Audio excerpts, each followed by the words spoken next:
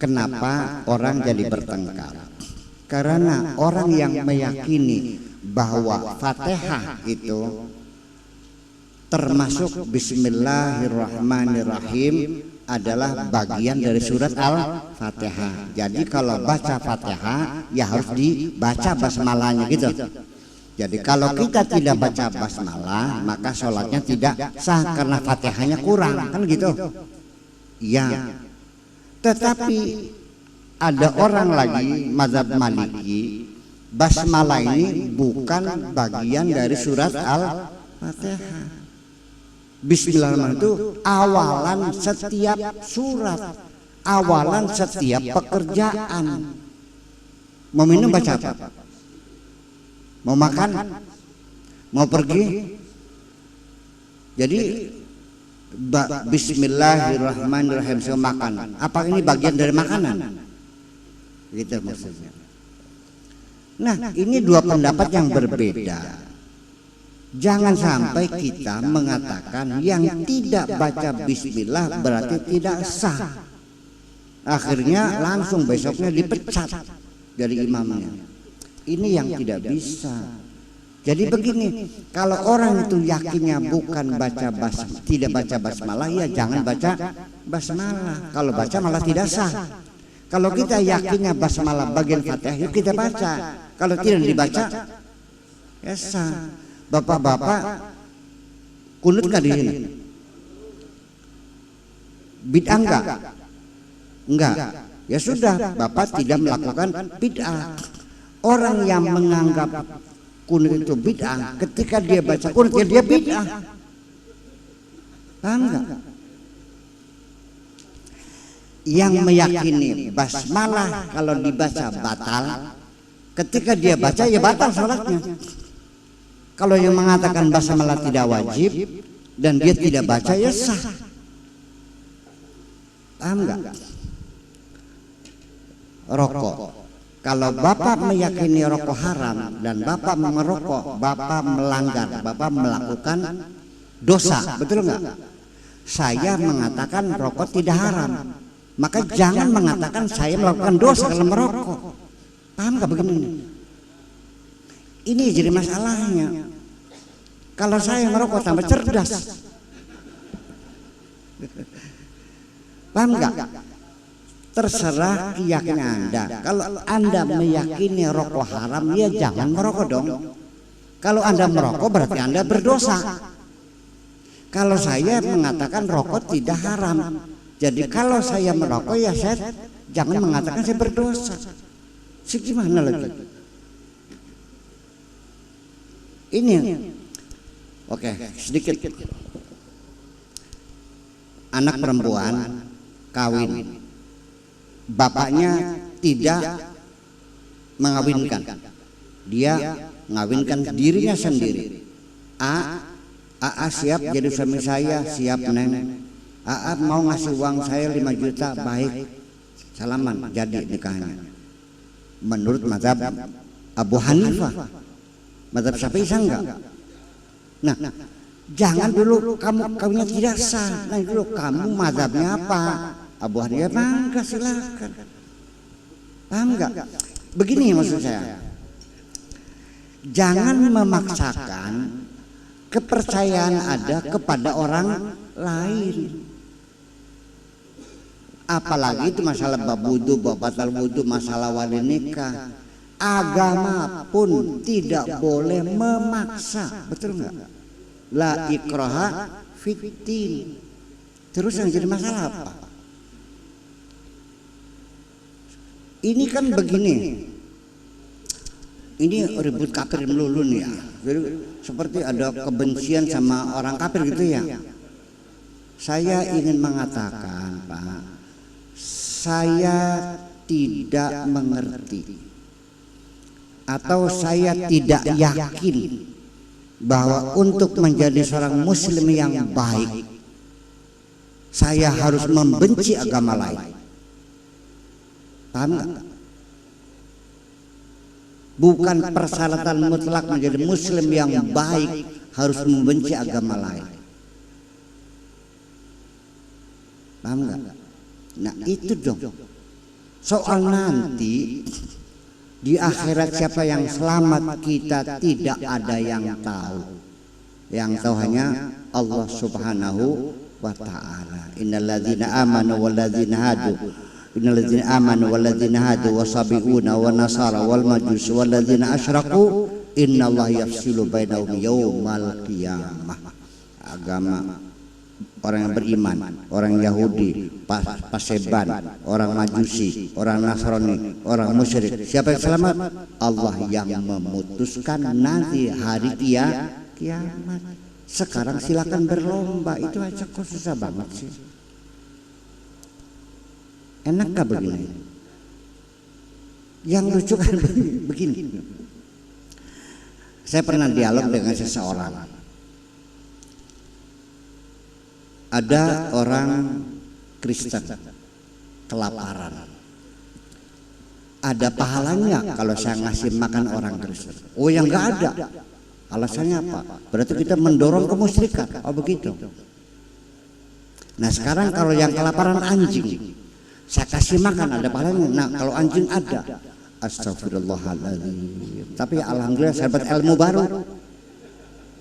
Bahwa ternyata ada orang berpikir lebih mulia anjing daripada manusia. Kenapa terjadi seperti itu? Ya, ini saya yakin tidak mungkin Allah seperti itu. Betul enggak? Assalamualaikum. Lah, bukan orang Islam, nggak usah dijawab, biarin aja. Kok sombong banget sih? Coba Pak, sakit hati. Assalamualaikum. Ditinggal pergi. Sakit hati. Apakah mungkin Allah menyuruh itu? Di kitab kuningnya ada, saya baca.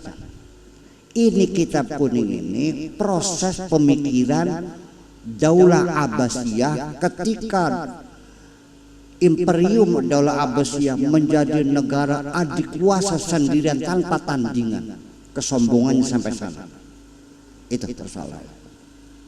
Saya yakin Islam bukan agama yang sombong kok. Percaya, hormati saja. Ini kan jadi aneh.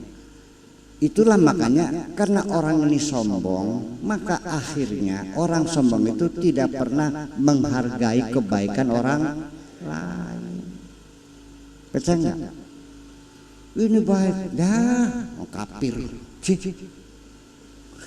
Begini, saya sangat kagum dengan Nelson Mandela, Afrika Selatan, yang dulu pemerintahnya apartheid. 20 tahun dia di penjara. Setelah jadi presiden tidak ada dendam. Sekarang semuanya ada equal, rata. Dibikin suatu negara modern yang tidak ada dendam, sudah selesai. Hebat enggak? Orang Islam menghormati enggak? Kenapa? Karena bukan orang Islam. Oh, menghormati orang ini di dunia, nggak ada urusan akhirat mah. Paham nggak? Masa orang berbuat baik karena non muslim lalu kita tidak menghormatinya? Sinting kamu. Bukan. Saya jadi nggak mengerti kok seperti itu. Nah, itulah persoalannya. Jadi itu adalah budaya kesombongan itu sampai sekarang. Orang kaya dengan orang miskin cara jalannya sama enggak? Cara berjalan sama enggak? Satu orang ketika masuk supermarket bawa uangnya pas-pasan mau beli softtek, jalannya nunduk kok, enggak langsung to the point ke tempat jualan softtek, nunduk udah pulang. Tapi ketika uangnya banyak, tahu jalan gimana? Tengok, semuanya dilihat. Itu. Jadi persoalannya kesombongan semacam ini, yuk coba kita kendalikan.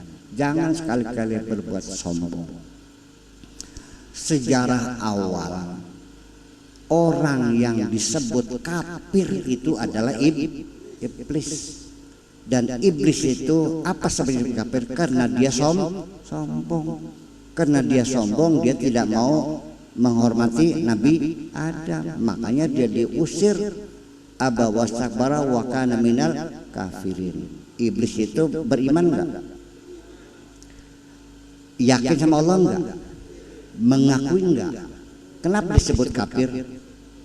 Karena sombong. Jadi kalau saya mah, kafir itu siapa? Siapapun orang yang sombong sah disebut. Betul nggak? Jadi yang kafir siapa? Yang sombong. Itu persoalannya Pak Surama. Jadi kita ini tidak paham. Sekali lagi jangan salah paham bahwa satu, saya tidak pernah mengatakan agama sama. Saya yakin Islam benar dan saya beragama Islam. Yang jadi persoalan adalah sorga dan neraka mutlak hak prerogatif Allah yang menentukan dan tidak bisa direkomendasikan oleh siapapun. Itu saja. Setuju nggak? Ya sudah, kita susah. Boleh nggak kita mendoakan orang kafir supaya dapat hidayah? Boleh nggak kita begini? Aceh kena tsunami, Amerika bantu, Belanda bantu, Inggris bantu, Jepang bantu, Australia bantu. Saya mau nanya, kalau ada negara Kristen kena tsunami, kamu bantu nggak? Jujur aja, yang jujur aja, jujur aja dong. Iya, itu saja persoalan saya. Jadi cobalah sejak sekarang hilangkan dendam dan kebencian dari hatimu itu. Ya, hormati siapapun yang berbuat baik. Ya, jangan mengklaim bahwa hanya kamu yang baik. Tolong hormati kebaikan orang, siapapun. Dan jangan menghinakan orang. Hormati siapapun. Silakan berbuat baik kepada siapapun. Tadi saya mengajukan untuk mengurangi bipolar affective disorder itu dengan banyak berbuat baik. Tidak terbatas hanya kepada umat Islam. Berbuat baik kepada sesama manusia. Ada pahalanya enggak? Sudah, jangan cerita pahala. Mau sembuh nggak kamu? Laksanakan itu. Nanti akan terbangun kedamaian di hati kita. Percayalah sekalian bahwa di penghujungnya bahwa yang kita idamkan itu apa sebetulnya? Nggak jelas sebetulnya. Ya, oleh karena itu, akhirnya pesan saya, kesimpulannya ceramah saya ini, satu, kembalikan fungsi sholat untuk membangun persatuan. Jangan kau bikin sholat sebagai alat perpecahan di antara kita. Ini adalah indikator bagi saya ternyata umat Islam salah persepsi tentang sholat. Iya, sholat seharusnya adalah suatu yang paling berharga dalam ibadah kita, yang bisa membangun kebahagiaan, ketenangan dan kedamaian, bukan menimbulkan kebencian di antara kita. Saya kira itu aja intinya mah. Kita di penghujungnya mohon maaf apabila ada hal yang kurang senonoh, tapi apapun yang saya sampaikan bisa dimengerti dan ada manfaatnya. Amin ya robbal